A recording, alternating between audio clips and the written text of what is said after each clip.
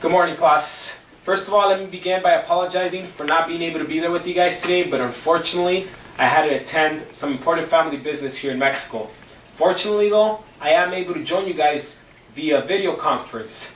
So today, me and my group will be covering Chapter 9, which is how to spend your budget wisely. The book separates the chapter into 4 sections. Number 1 being the stages of budget execution. Number 2, expenditure and controls. Number 3, purchasing. And 4, accounting and auditing. Each of us will give you a brief description of the previously mentioned topics. As you will see in the handout that was given to you earlier, the definitions of all the terms that we're going to cover today are included in that handout. Just in case we're going too fast or you're not understanding what we're saying, you can refer back to that handout to look for the definitions. And that handout will also be helpful for the final, and it'll also be posted in the website Jeremiah provided for us. Now let's begin. Let me state our goal. Our goal today is to explain to you the basic tools used to expend the budget wisely without going over that proposed budget. I will begin by talking about the stages of budget execution, which are 5: authorization, appropriation, allocation, allotments, and adjustment. Once again, authorization, appropriation, allocation, allotments, and adjustments. I'll begin with the first one, which is authorization. As stated in your sheet, authorization is a law or statute which permits spending for a specific purpose. Government can only spend money for activities they are legally permitted to carry out. The authorization is the authorized to spend that budget. Without the authorization, you can't spend the budget. And as many of us seen, and I would say all of us seen, with the state of California, the budget wasn't authorized, so we had no money to spend. That's why the government was going to start sending IOUs, because there was no money. The authorizing body in the state budget is the state assembly, the state senate, and the governor. Without the authorization, there is no budget. Second is appropriation. Appropriation is the lump sum of money given to an agency for the budget. It's just that one lump sum they get. In the state of California, again, for example, the 4 major ones are education, health and human services, transportation, corrections, and rehabilitations. Their appropriation would be the total money they get, the one lump sum money they get to spend on other activities. Moving on to allocation. Allocation is to further detail that appropriation.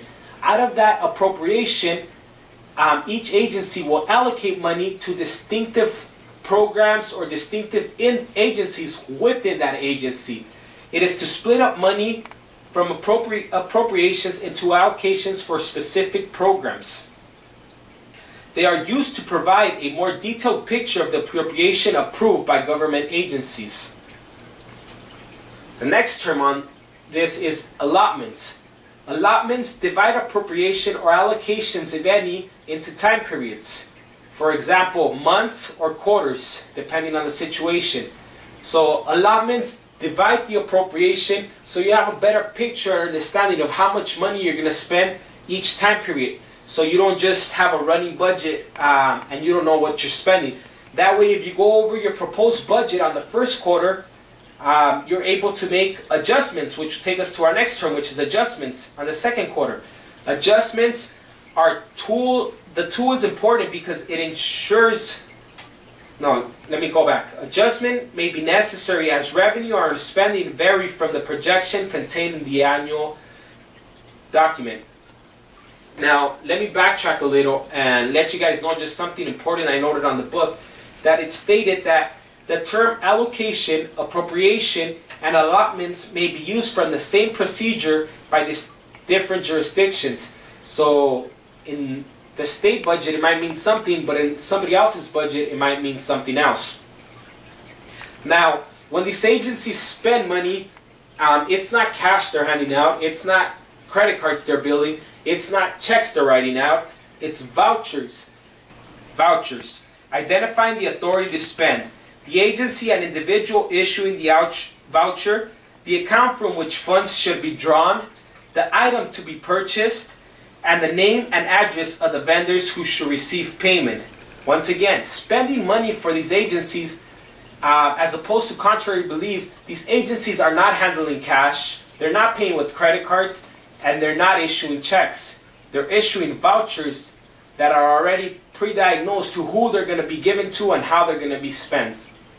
Now, once again, to recap really quickly on what we covered before, we covered authorization. It's not up here, but let me just do a quick recap. Authorization is the authority to authorize the budget. For example, in California, it would be the state assembly, the state senate, and the governor. In our case, for our chapter, me and my group were the authorizing body. We decided how much money each agency was going to get.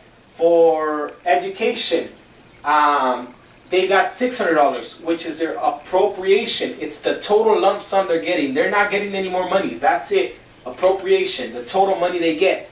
And Health and Human Services, $500. That's their appropriation. It's all the money they're getting, no more money, and so on and so on. Then from that appropriation, you allocate the money to distinctive services or programs within that agency. For example, in Health and Human Services, they allocated here on our chart, we allocated $400 of the $500 to health care services, and we allocated another $100 to social services. So you're splitting up this money, the whole appropriation, the lump sum, into distinctive programs. You're allocating the money. Then from the allocations, you split the money up into distinctive time periods or quarters, whether it be months or quarters, and that is called an allotment. You're splitting it up. For this instance, allocation for healthcare services was $400, and we split it up into 4 quarters, each quarter containing $100. Now, agencies will spend differently in distinctive quarters. They're not all going to spend the same amount in every quarter. There is seasonal patterns to spending, but to make it easier, we just split it evenly across the board.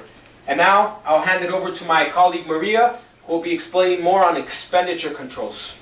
Thank you.